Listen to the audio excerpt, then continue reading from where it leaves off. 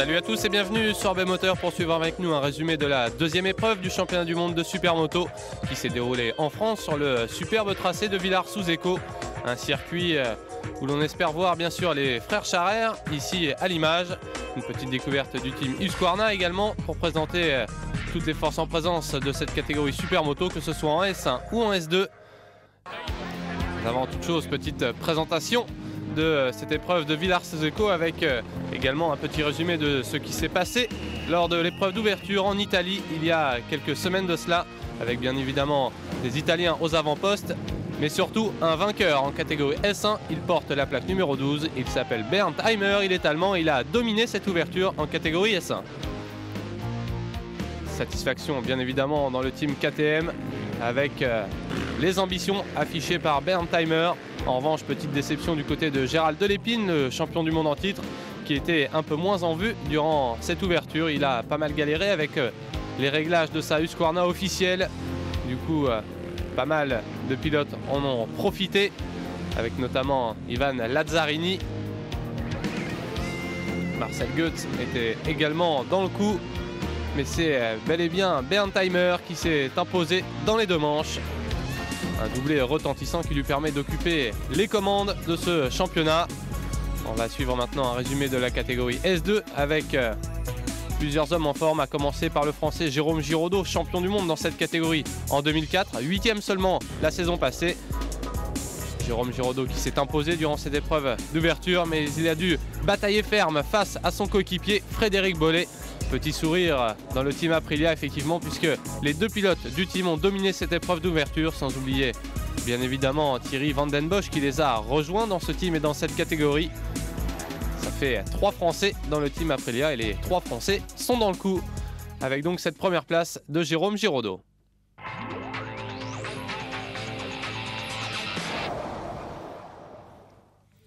Direction maintenant la France et Villars-sous-Écot, dans un lieu bien évidemment mythique pour le motocross, avec notamment l'organisation en 1988 du motocross des nations. Depuis 5 ans, la ville de Villars-sous-Écot a fait construire une piste de supermoto tracée par un certain Gilles Salvador. Et puis il faut signaler également que la dernière fois que le supermoto s'était donné rendez-vous en France, c'était en 2003, donc un rendez-vous incontournable cette saison, cette deuxième épreuve de l'année à Villars-sous-Écot. C'est une manifestation formidable qui d'abord draine un public très nombreux, qui est organisé par des bénévoles. Comme d'habitude, les bénévoles ont mis tout en œuvre pour préparer parfaitement cette épreuve. Malheureusement, vous allez le voir, la météo capricieuse n'a pas rendu les courses très faciles pour tous les pilotes. Un circuit de 1520 mètres, dont 1175 mètres pour l'asphalte et 345 mètres pour la partie terre. Un tracé très technique en dénivelé qui va permettre aux pilotes de faire la différence malgré ces conditions dantesques, notamment durant les courses, même si les essais se sont déroulés sur une piste sèche avec des temps chrono tout à fait intéressants. Tous les pilotes sont aux avant-postes, tous les favoris ont répondu présent, que ce soit en catégorie S1 ou en catégorie S2. On va suivre ça dans quelques instants.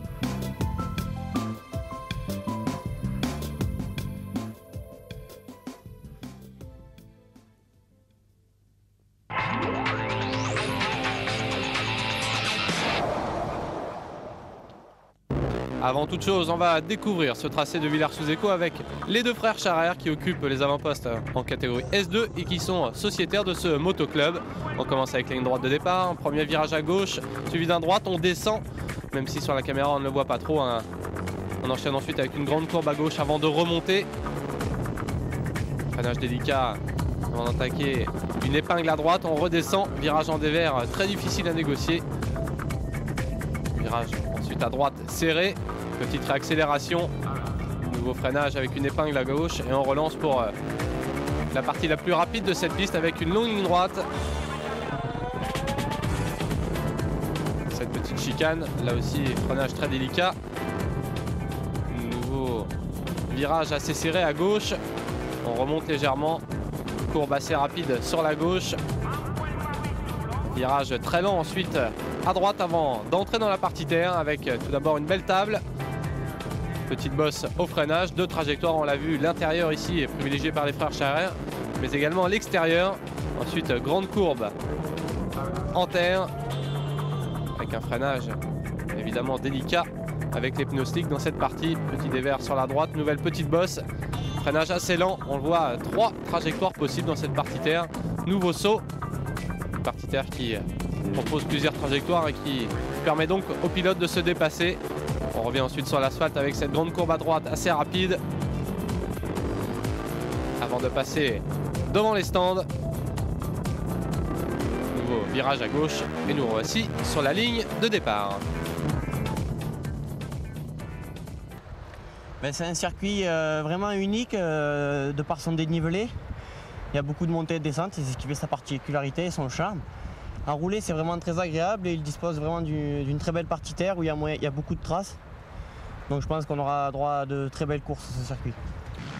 Mais bon, il y a beaucoup de pilotes rapides, donc ça va être difficile. Mais bon, c'est un circuit où il peut y avoir du dépassement, donc je pense qu'il y aura de belles courses et j'espère, parce que comme ça sera bien pour le public.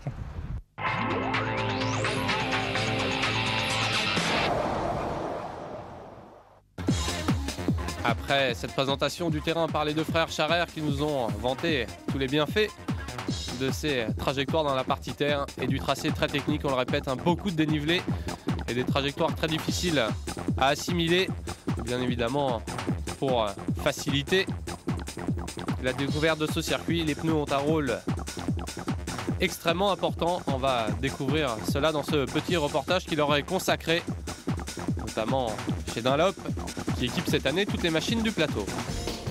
Cette saison, nous sommes partenaires du championnat du monde Supermoto, Dunlop Motorsport, pour les 3 catégories, championnat du monde S1, S2 et pour le championnat d'Europe.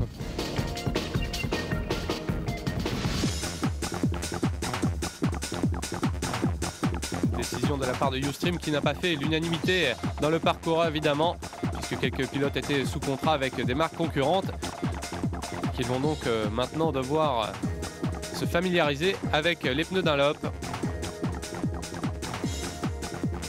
En ce qui concerne les pneumatiques, les attributions sont de 10 pneus maximum par week-end pour le championnat du monde S1 et S2 et de 8 pneus pour le championnat d'Europe. Les pilotes ont le choix de gomme, c'est-à-dire qu'ils ont le choix en pneus slick de 2 dimensions à l'avant, qui sont des pneus en 16,5, 125/80 par 420, et de 2 gommes à l'arrière sur une nouvelle dimension un peu plus large que celle qui existait jusqu'alors, qui est le 170/55 par 17. Les 2 gommes avant, il y a une gomme tendre et une gomme dure, une gomme tendre qui est la 465 et une gomme dure qui est la 497. La même chose pour le pneu arrière, une gomme 950 qui est la gomme tendre et une gomme 497 qui est la gomme un tout petit peu plus dure. En ce qui concerne les pneus pluie, ce sont que des gommes tendres. On a fait des essais la saison dernière, les gommes intermédiaires et dures, on les a pas utilisées, donc on a 2 gommes tendres, 16,5 à l'avant toujours et 17 à l'arrière. Voilà pour les explications techniques de chez Dunlop, les pilotes qui ont donc le choix pour les pneumatiques. Le manager du team Aprilia nous explique justement que cela permet à chaque pilote du team de choisir son pneu et d'adapter son style de pilotage au pneu. Même si les motos sont similaires, chaque pilote, selon son pilotage, a des préférences pour des gommes plus ou moins tendres. Et donc c'est vrai qu'avec les 3 pilotes français présents dans le team, on peut noter ces différences de choix de gomme. Giovanni Rodolico, l'un des mécaniciens de ce team Aprilia, nous explique que selon le pilote et le pilotage, il faut choisir les gommes, mais le temps, bien sûr, rentre aussi en compte selon les conditions rencontrées sur le terrain.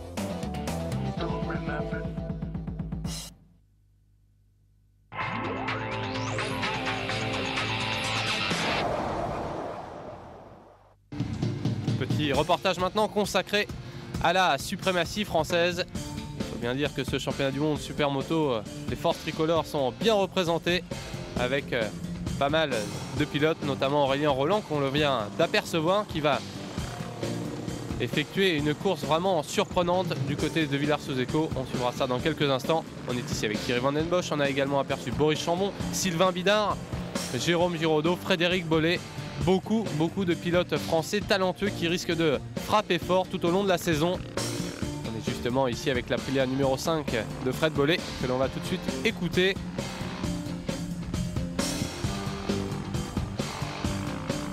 C'était une qualification très difficile. Je me suis bien battu. C'était important pour moi aujourd'hui de reprendre le dessus. Maintenant, c'est pas fini. Demain, il y a la Super Pole après le warm-up. Et puis, il y a surtout 2 manches qui sont bien plus importantes que des qualifications.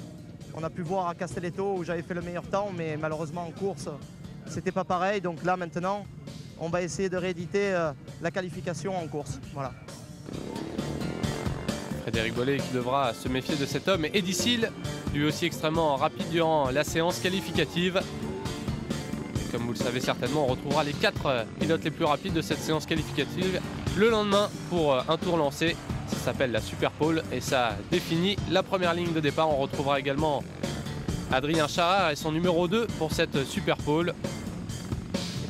Et enfin le 4e homme capable de signer la pole position, il porte le numéro 101. Il s'appelle Thierry Van Den Bosch. Les 4 pilotes qui vont donc s'expliquer durant la Super Pole. Et c'est finalement Eddie Seal qui va signer la pole position avec un temps de 1:28.153. C'est un peu mieux que Thierry Van Den Bosch. 2e temps avec 1:28.227. 3e place pour Adrien Charrer. Et la 4e pour Frédéric Bollet.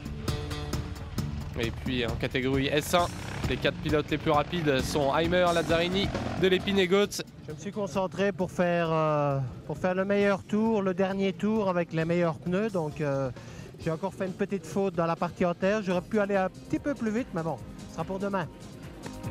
Voilà, Gérald Delépine effectivement ira un peu plus vite lors de la Super Pole le lendemain puisque c'est lui qui va s'octroyer le meilleur temps, 1:28.683 pour l'officiel Husqvarna. C'est un peu mieux que Marcel Goetz qui prend la 2e place.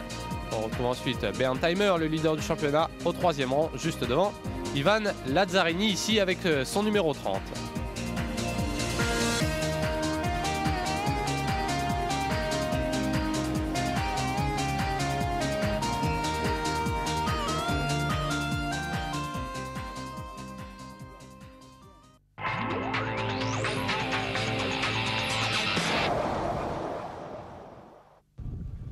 On va justement suivre cette séance de la Super Pole avec, vous l'avez vu, Seal et Delépine mis sur orbite. C'est eux qui ont réalisé les meilleurs temps. On va suivre ça dans quelques instants. Thierry Van Den Bosch était extrêmement concentré. On le sait, le départ est primordial dans cette discipline du supermoto, d'autant plus ici à Villars-sous-Écaux sur une piste très technique où les dépassements sont plus que difficiles sur la partie asphalte. Même si on l'a vu, la partie terre offre plusieurs trajectoires. Tous les pilotes espèrent être en première position pour pourquoi pas signer le meilleur départ et imprimer leur rythme. On est ici avec Eddie Seal sur sa Suzuki numéro 3. C'est parti pour le pilote belge qui va donc signer cette Super Pole.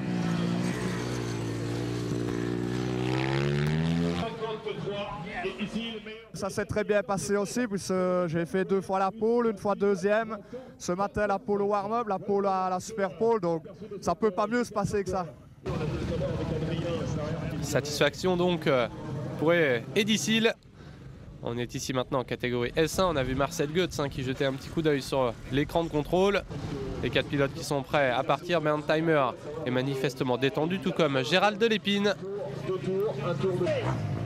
Une position qui semble promis aux Belges puisque la Husqvarna numéro 1 va elle aussi signer le meilleur temps en catégorie S1.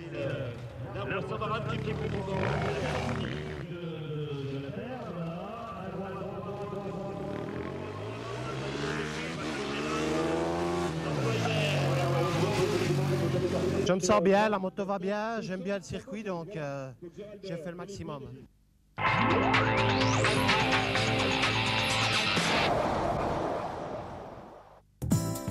Et avant de suivre les résultats des 4 manches qui se sont déroulées du côté de Villars-sous-Écaux, petit coup de projecteur sur le team HM Giletti qui fait notamment rouler Nestor Jorge et Massimo Beltrami. Ciao a tutti, siamo in Francia. Salut à tous, moi je m'appelle Alfredo, je suis le team manager de ce team HM Giletti. Nous avons deux pilotes et nous disposons de machines 450 Honda pour faire le championnat du monde supermoto en catégorie S2. Nous avons des motos de série qui sont bien évidemment préparées pour cette discipline du supermoto avec quelques spécifications au niveau des suspensions et du moteur bien sûr. On découvre justement ces Honda officiels présentés par le team manager.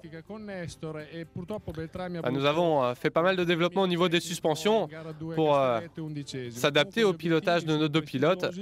Il faut trouver le bon compromis entre la partie terre et le bitume avec des suspensions dures pour l'asphalte. Mais il ne faut pas non plus que ce soit trop dur pour la partie terre. Donc nous avons fait pas mal de développement de ce côté-là sur nos machines et les deux pilotes sont satisfaits du résultat. Maintenant, je vais vous passer Massimo Beltrami, qui est l'un des deux pilotes du team, pour qu'il vous explique un peu les spécificités de sa machine. Salut à tous, comme Alfredo vient de le dire, je m'appelle Massimo Beltrami, je roule en catégorie S2. L'objectif pour moi cette année, c'est le titre mondial.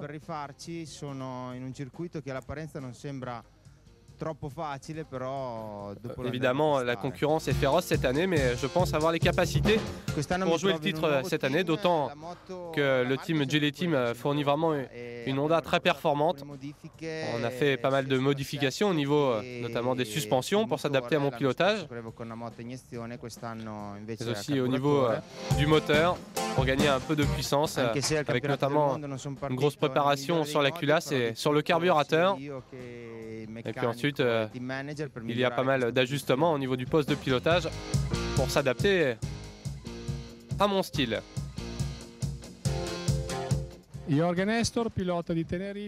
Maintenant, je vous présente Jorge Nestor, qui va être le deuxième pilote de notre team cette année. Il va vous présenter sa machine.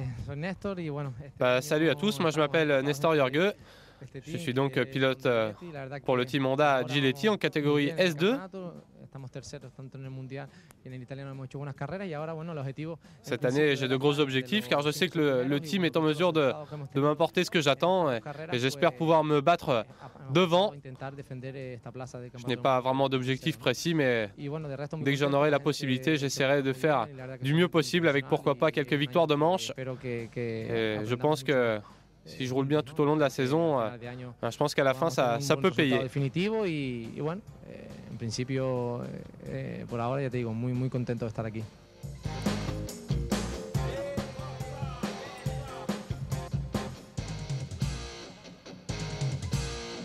Voilà donc le team Honda HM Giletti.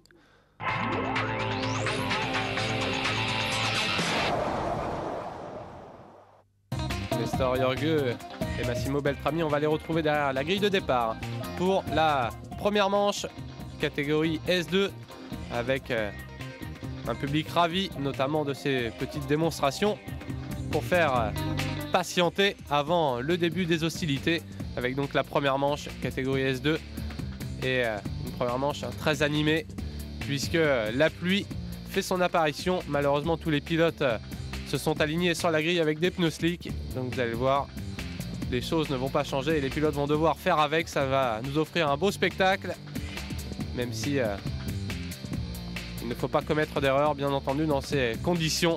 Une piste extrêmement glissante et des pneus pas du tout adaptés. On va suivre ça dans quelques instants.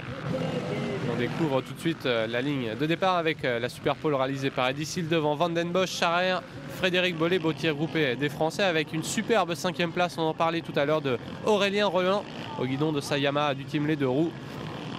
Il faudra suivre également bien sûr les autres Français. On pense à Sylvain Bidard, Boris Chambon que l'on aperçoit ici avec sa plaque numéro 1. Boris Chambon qui a profité du petit intervalle entre la première et la deuxième épreuve pour changer de monture. Lui qui évoluait au sein du team Yamaha Evolution a quitté les Bleus pour rejoindre KTM avec un bon support de la part de l'Autriche.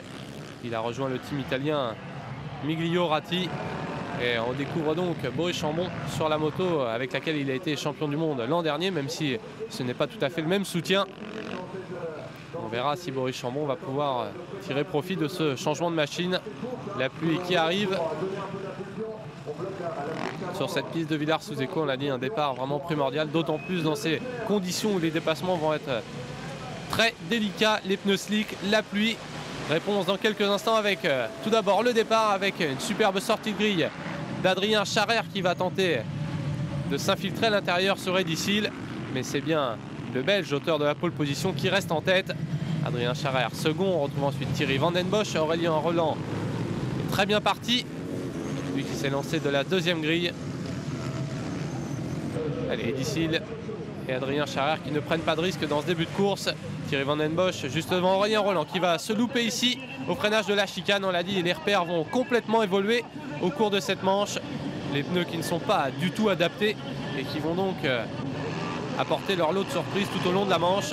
Aurélien Roland a repris la bonne trajectoire et devant, ça continue de s'expliquer entre Eddie Seal et Adrien Charrère qui sur ces terres aimerait bien s'imposer, remonter un peu au classement général. Trajectoire similaire dans la partie terre et pour le moment pas d'ouverture pour l'Husqvarna numéro 2. Eddie Seal à l'expérience contient les assauts du jeune pilote tricolore. Et on le voit, hein, ça devient de plus en plus délicat pour tous ces pilotes. Boris Chambon est bien remonté, il est maintenant au contact de Thierry Van Den Bosch. Et si les pneus ne sont pas adaptés, évidemment les réglages sont aussi différents logiquement sur la pluie. Et tous les pilotes qui n'ont pas eu le temps d'adapter leur machine à ces conditions, qui font donc avec les moyens du bord. Mais pour le moment ça se passe bien pour les Français avec cette attaque de Boris Chambon qui profite d'une petite erreur au freinage de Thierry Van Den Bosch pour s'infiltrer. Belle remontée également de Frédéric Bollet que l'on voit en glissade ici, décidément au même endroit que Aurélien Roland tout à l'heure. Une partie extrêmement délicate de cette piste. On revient sur la bagarre devant avec Eddie Seal et l'attaque d'Adrien Charrère. Il se porte à la hauteur du pilote belge ici au freinage dans la partie terre. Ça ne passe toujours pas, mais Eddie Seal qui va commettre une petite erreur. Et Adrien Charrère qui en profite parfaitement. Regardez les glisses incroyables sur la partie terre, aucune adhérence. Et ça n'empêche pas Adrien Charrère de s'imposer dans cette première manche devant Eddie Seal. Aurélien Roland s'est parfaitement repris après son erreur. Il décroche la 3e place devant Boris Chambon, Thierry Van Den Bosch, Thomas Charrère, Sylvain Bidard, Frédéric Bollet. Beaucoup de Français, on l'a vu tout à l'heure lors du petit reportage qui leur était consacré. À noter également la 12e place de Jérôme Giraudot. Nestor Jorge qu'on a suivi tout à l'heure lors du reportage consacré à son team prend les points de la 17e place. C'est des conditions qu'on n'a vraiment pas l'habitude de rouler sur le mouillé avec des pneus slick, mais bon, pour moi c'est très bien passé. Je gagne la manche, j'ai essayé vraiment de prendre le moins de risques possible et essayer de garder toujours les roues en ligne. Et je pense que c'est ce qu'il fallait faire puisque ça a payé. Donc je suis vraiment très heureux de gagner ici devant mon public, c'est mon club. Je gagne la première manche, je vais essayer de rééditer ça en deuxième. Voilà les mots du vainqueur que l'on revoit ici après son beau dépassement et cette belle victoire.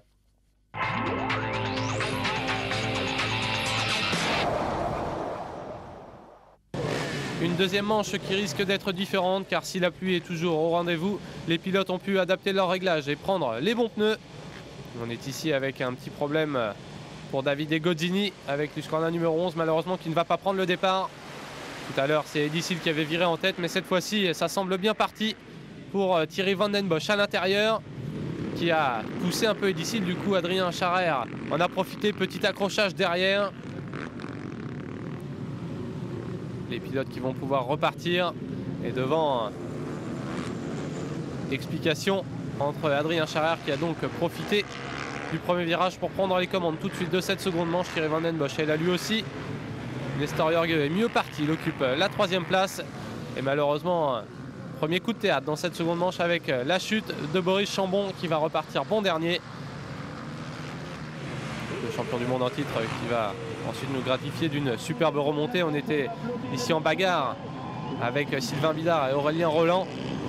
Et devant, toujours le début de course parfait d'Adrien Charrère qui résiste à Thierry Van Den Bosch. Adrien Charrère qui aimerait bien signer le doublé ici. Et en cas de deuxième victoire, il y aurait peut-être un bon coup à jouer pour lui puisque c'est pour le moment assez serré au classement provisoire et d'ici il est un peu plus loin. Et Adrien Charrère qui pour le moment fait la différence. Thierry Van Den Bosch n'est pas en mesure de l'attaquer. Aurélien Roland en revanche remonte petit à petit sur Nestor Jorge Lui qui avait terminé 3e de la première manche, il aimerait bien, pourquoi pas, remonter sur le podium en seconde manche. Il réalise en tout cas une superbe épreuve chez lui en France, de quoi se faire remarquer pour les courses à venir. Nestor Jørge toujours bien placé, qui résiste à Aurélien Roland devant, aucun souci. Il est encore tout propre, Adrien Charrer, qui a parfaitement profité de son bon départ et qui ne commet pas la moindre erreur, malgré la présence derrière lui d'un monstre tel que Thierry Van Den Bosch. Adrien Charrer ne commet pas d'erreur. Range derrière, explication dans quelques instants entre Eddie Seal et Thierry Van Den Bosch. Jørge et Aurélien Roland ferment la marche pour le top 5. Et ça se resserre effectivement pour le podium. Si la victoire semble maintenant promise à Adrien Charrer, qui semble intouchable sur ces terres. Derrière, ça s'explique sévère, d'autant qu'il faudra suivre également la remontée de Thomas Charrer, qui réalise d'excellents tours chrono et qui remonte petit à petit et qui aimerait bien lui aussi monter sur le podium. Toujours cette explication entre Thierry Van Den Bosch et Eddie Seal, le pilote Suzuki qui cherche l'ouverture ici à l'extérieur. Ça ne passe toujours pas, et à l'expérience, VDB qui ferme parfaitement les portes, on le voit ici. Eddie Seal qui tente d'écarter pour ressortir avec plus de vitesse, pourquoi pas ici dans la ligne droite. Mais l'Aprilia officielle reste devant, des temps similaires, même si Eddie Seal a été beaucoup plus rapide durant le 3e tour et le 4e. Quasiment 2 secondes de mieux pour le pilote Suzuki, qui ne trouve toujours pas l'ouverture. Du coup derrière, ça remonte avec Nestor Jørge, toujours là Aurélien Roland. On est en bagarre pour le podium avec ces 4 pilotes. Les dépassements bien évidemment rendus extrêmement difficiles dans ces conditions. Et toujours aucun souci pour Adrien Charrer, maintenant suivi comme son ombre par son frère Thomas, qui occupe la seconde place. Thomas Charrer, auteur d'une superbe remontée, qui a débordé tout le monde pour finalement occuper une belle 2e place derrière son frère. 4 secondes 6 d'écart entre les deux frères, et une victoire qui tend les bras désormais à Adrien Charrer, qui va faire une excellente opération au championnat, puisqu'il va tout simplement reprendre les commandes de ce championnat du monde catégorie S2. Thomas Charrer, qui était arrivé sur cette épreuve avec une bonne gastroentérite, a malgré tout surmonté la douleur et la fatigue pour monter sur le podium.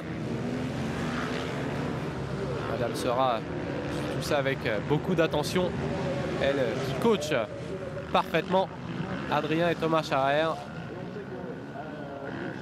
Thomas Charrer qui a repris un peu de temps sur son frère, mais la famille Charrer semble bien partie pour s'octroyer les 2 premières places. Derrière, toujours cette explication entre Thierry Van Den Bosch et Eddie Seal. Ça reste extrêmement serré entre ces 2 pilotes. On a aperçu que Thierry Van Den Bosch avait retiré ses lunettes. C'est toujours délicat d'évoluer dans ces conditions, d'autant que la pluie ne s'est pas arrêtée. Une vision forcément amoindrie pour Thierry Van Den Bosch, qui pour le moment résiste toujours à Eddie Seal, qui, si les choses restaient ainsi, décrocherait la 3e marche du podium derrière Adrien et Thomas Charrer.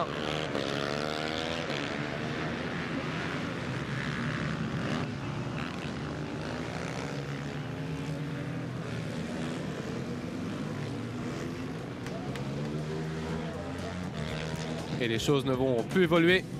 Adrien Charrer attend un peu son frère sur la ligne d'arrivée, et les 2 pilotes Husqvarna qui passent la ligne d'arrivée en vainqueur. Adrien devant son frère Thomas, et la 3e place pour Thierry Van Den Bosch, qui résistera donc jusqu'au bout à Eddie Seal. 5e place pour Nestor Jørge devant Aurélien Roland, 6e, qui réalise un joli score aujourd'hui. Seulement la 10e place pour Jérôme Giraudot. Belle remontée de Boris Chambon, qui après sa chute est remonté en 11e position.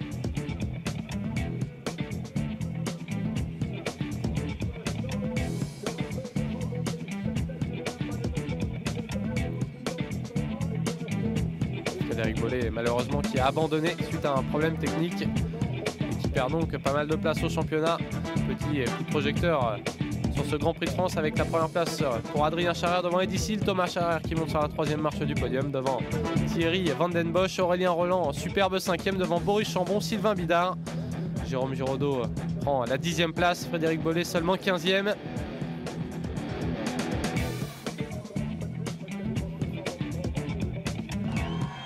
Le podium donc de ce Grand Prix de Villars-sous-Écaux, catégorie S2. La victoire d'Adrien Charrer, tout sourire sur la plus haute marche du podium, entouré d'Eddy Sil et de Thomas Charrer. Les Husqvarna Boys n'ont pas raté leur Grand Prix national chez eux à Villars-sous-Écaux.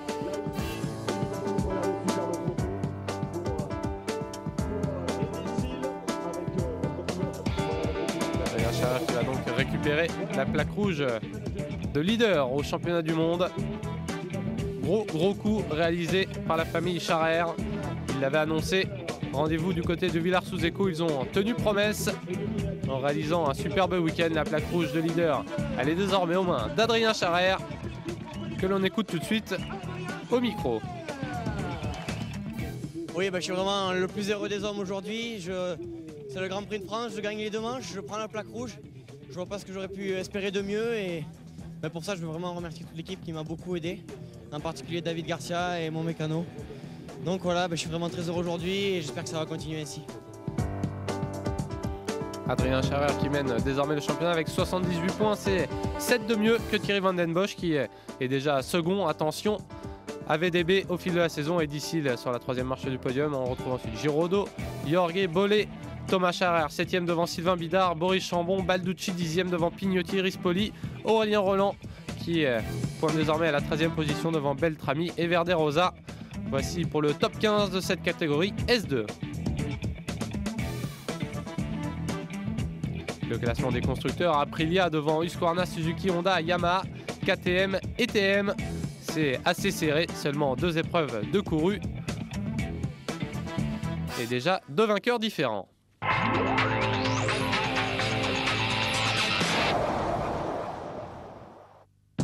On va justement retrouver la famille Charrer au sein de leur team Husqvarna. Un team extrêmement soudé où l'on peut carrément parler de famille. On les écoute tout de suite. Nous voici ici à Villars, c'est la 2e épreuve du championnat du monde. Ça nous fait très plaisir de rouler en France. Un Grand Prix de France, on en avait vraiment besoin pour la discipline. Il y a des champions du monde français, on n'avait toujours pas de Grand Prix de France. Le circuit est magnifique, c'est notre club, donc on est vraiment très content de rouler ici. Pour moi, ça s'est pas très bien commencé à Castelletto. J'ai eu quelques petits soucis. J'espère que ça va beaucoup mieux se passer ici. La moto, je commence à la connaître parfaitement maintenant. On a des motos performantes, on est beaucoup aidé par l'usine. Donc j'espère que tout va bien se goupiller et je vais faire tout mon possible pour gagner ce Grand Prix. Voilà donc les ambitions d'Adrien Charrer.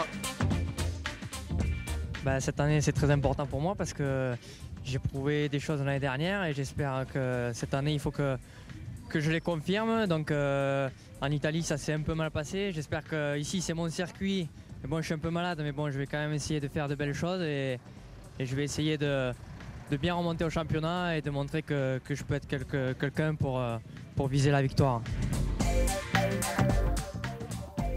Grosse ambition également pour Thomas Charrer, le plus jeune des 2 frères. Avoir un frère, c'est excellent parce que c'est une famille, on peut se donner des conseils comme on ne se donnerait pas avec d'autres pilotes. Donc on arrive, on a 2 fois plus d'informations que les autres pilotes et nous on arrive à le prendre comme une aide et ça c'est très important. 2 frères qui sont soudés entre eux pour affronter la concurrence féroce de cette catégorie S2. Et Adrien, c'est bien, c'est superbe ce qu'il a fait. Mais il faut compter aussi avec le petit Thomas. Il arrive avec ses 18 ans. Et je pense qu'il va faire très bien cette année. Cette année, l'objectif, c'est d'être champion du monde. En 450, avec les 2 frères, il y en a bien un qui va être champion du monde. Et si les 2 sont sur le podium, on serait tous contents, toute l'équipe sera contente. Et on a quand même un 3e larron qui commence à bien marcher. C'est Maxime Testu en S1. Il est champion de France l'année dernière, en S1 également. Et je pense qu'il va faire des bons résultats cette année. Il s'est blessé en début d'année, ça a un peu ralenti sa progression, mais maintenant il est bien. Donc on a 3 bons pilotes.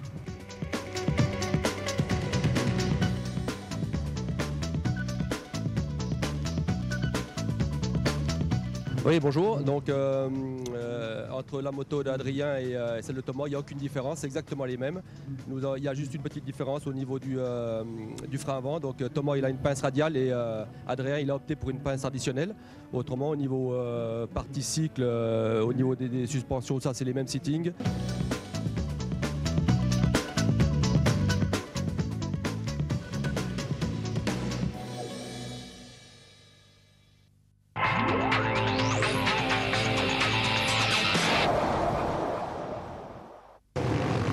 Après cette présentation du team de la CIMA, place maintenant la catégorie S1 avec la pole position de Delépine devant Goetsheimer et Lazzarini. En deuxième ligne, on retrouve Fiorentino, Christian Hindon, Testu, justement, dont Madame Sora nous parlait il y a quelques instants, a décroché une superbe place sur la deuxième ligne de départ. Il faudra suivre ses performances. D'autres Français également un peu plus loin, à la 14e place, Guillaume Rigal.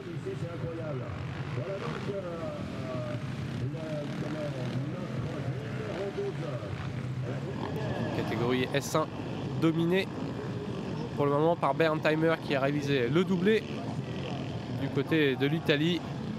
Présent également derrière cette grille de départ, on a aperçu Ludovic Luquin, Frédéric Reynaud, Arnaud Berger. Les Français sont également présents dans cette catégorie S1, même s'ils sont un peu plus loin et un peu moins performants qu'en S2. On va suivre ça dans quelques instants avec toujours la pluie qui était au rendez-vous et la pole position donc de Gérald Delépine à l'extérieur qui va complètement louper son départ. C'est Marcel Goetz qui vient surprendre tout le monde pour signer le all shot.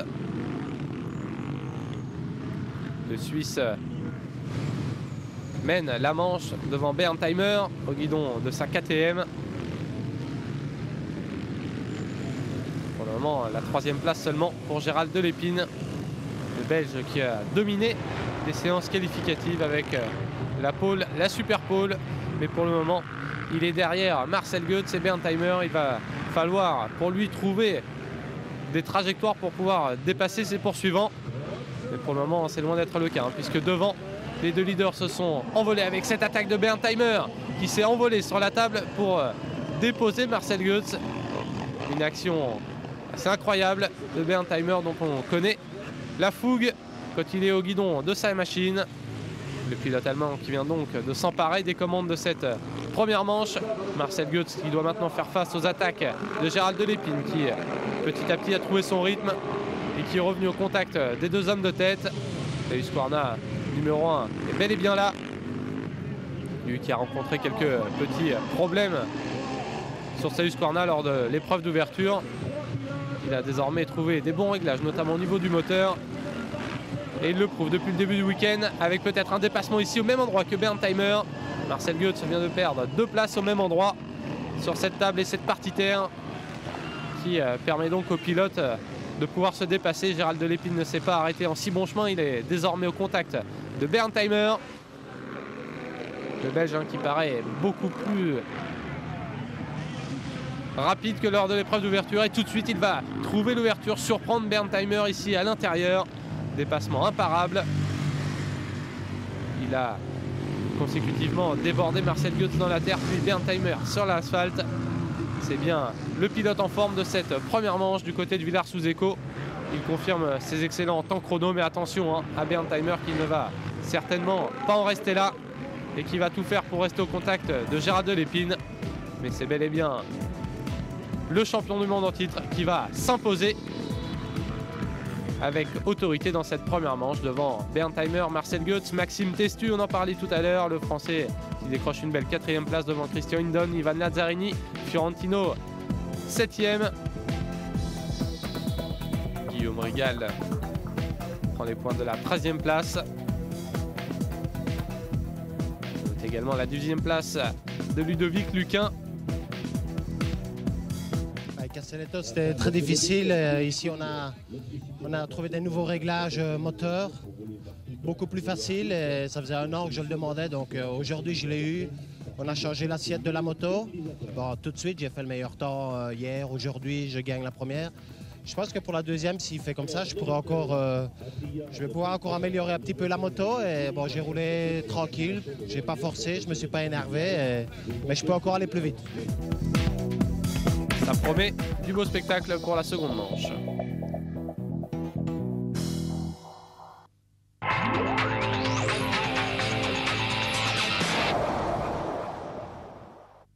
Justement, on va retrouver Gérald Delépine au départ de cette seconde manche, placé à l'extérieur. Tout à l'heure, il était parti en 3e position. Cette fois, ça va être un peu mieux avec la seconde place. Mais comme tout à l'heure, c'est Marcel Goetz qui va signer le all shot.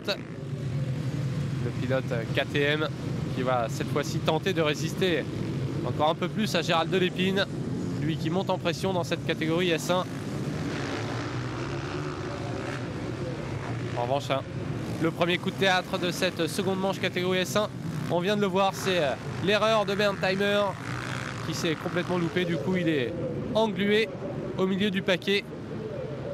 Il y a donc forcément un bon coup à jouer pour Gérald Delépine qui pourrait pourquoi pas remonter au classement provisoire. On revoit cette erreur de Berntheimer qui a perdu l'avant dès les premiers tours, des pneus pas encore bien à température, une piste très glissante et quelques places de perdu pour Berntheimer qui heureusement n'a pas calé. Il est reparti, le pilote allemand devant Marcel Goetz. Reste aux commandes Gérald Delépine opte pour la même stratégie que lors de la première manche. Ils ne prendront pas de risque dans les premiers tours pour petit à petit se rapprocher de sa proie et pourquoi pas apporter une attaque décisive. Mais pour le moment, TM numéro 9 réalise un début de course parfait, le meilleur départ, aucune erreur. Sur une piste toujours aussi délicate, hein, notamment ici. On le voit, l'accélération très glissante, sortie de partie terre, les pneus sont gorgés de terre et évidemment l'adhérence n'est pas au rendez-vous. Il faudra également suivre la performance d'Ivan Lazzarini, coéquipier de Gérald Delépine au sein du team Husqvarna officiel. Lazzarini 6e tout à l'heure lors du premier débat. Marcel Goetz avec 1 seconde 2 d'avance sur Gérald Delépine. Fiorentino qui occupe une belle 3e place. Berntheimer, après son erreur, occupe le 10e rang. Il va falloir suivre la remontée du pilote allemand.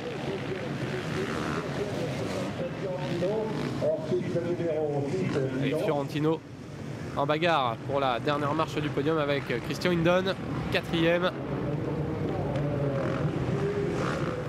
De l'Aprilia officiel, coéquipier des 3 Français qui sont engagés en catégorie S2. Volé, Giraudot et Van den Bosch. Christian Hindon a pour sa part la tâche de développer l'Aprilia officiel en catégorie S1 et ça se place plutôt pas mal pour le moment avec pourquoi pas un podium en ligne de mire. 3e marche du podium pour le moment détenue par Frédéric Fiorentino, mais ça va passer pour l'Aprilia numéro 6. Désormais 3e derrière Delépine et Marcel Goetz, toujours, qui après 4 tours dispose d'une marge de 2 secondes 2 d'avance sur cet homme, Gérald Delépine.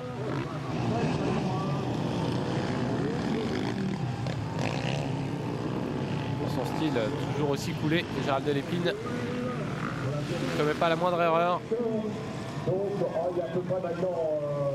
Qui est pour le moment bien sûr le vainqueur virtuel de cette 2e épreuve de la saison. Mais on connaît la combativité de Gérald Delépine qui ne va certainement pas en rester là. Son objectif maintenant porte le numéro 9, il s'appelle Marcel Goetz. Il est virtuellement second du Grand Prix. Mais à n'en pas douter, dans quelques instants, ces 2 pilotes vont nous offrir une belle passe d'armes.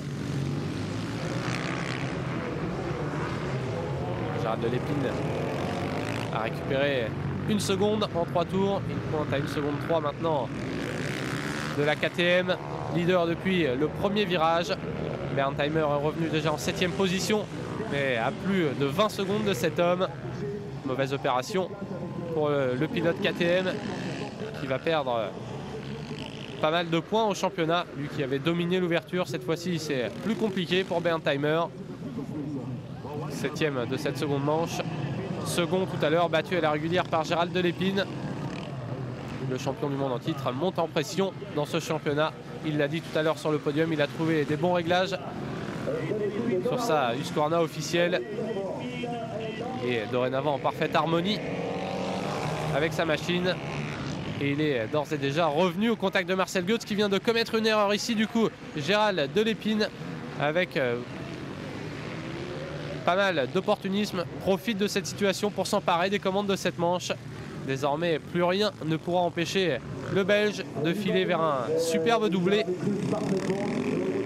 de victoire retentissante qui le relance parfaitement au championnat et qui annonce la couleur pour les prochaines épreuves.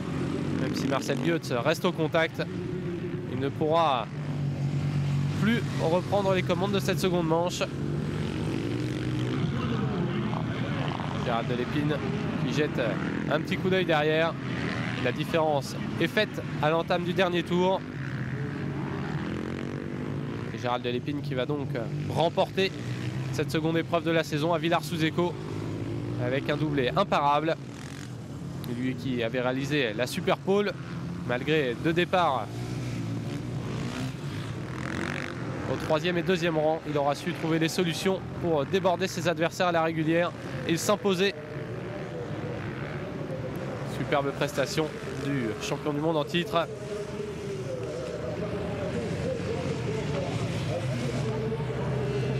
De son côté, Berntheimer a stagné en 7e position. Du coup, la bonne opération est bel et bien à mettre au crédit de Gérald Delépine. Impérial sous la pluie. Il aura été sur le sec durant les qualifications du samedi. Et le mauvais temps n'aura pas changé la marche en avant de Gérald Delépine qui va donc s'imposer assez facilement dans cette seconde manche après s'être débarrassé de Marcel Goetz qui pour sa part reste solidement accroché à la seconde marche du podium. Une place qui va également occuper au classement de l'épreuve. Joli coup réalisé par le Suisse. Donc également la belle 3e place de l'Aprilia officielle menée par Christian Hindon qui s'est débarrassé de Frédéric Fiorentino qui va donc signer un beau podium pour l'usine Aprilia. Mais assez loin derrière cet homme, Gérald Delépine qui gagne pour la seconde fois aujourd'hui.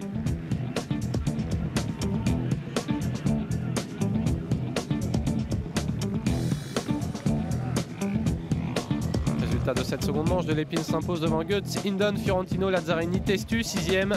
Après sa belle 4e place tout à l'heure, Berntheimer, le leader du championnat, est 7e. Guillaume Rigal, cette fois à 14e.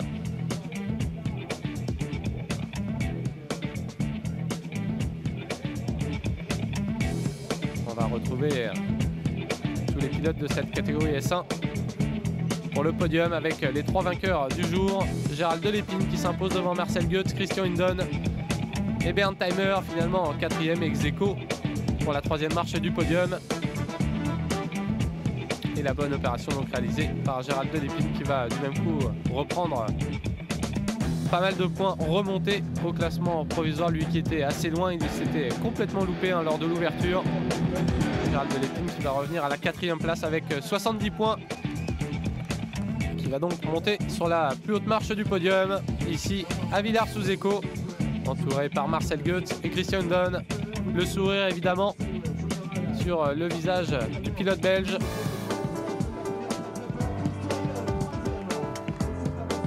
Gérald Delépine que l'on va retrouver au micro dans quelques instants pour nous donner ses impressions. Évidemment satisfait de son week-end français.